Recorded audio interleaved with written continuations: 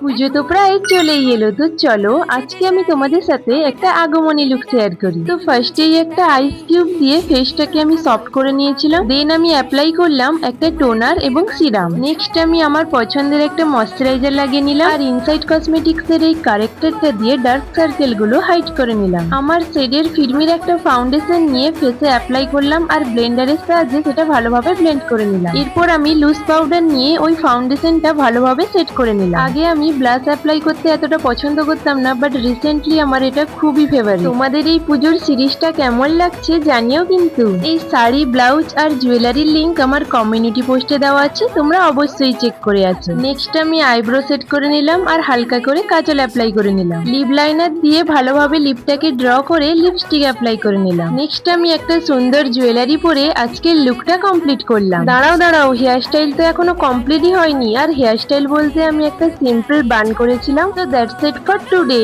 By.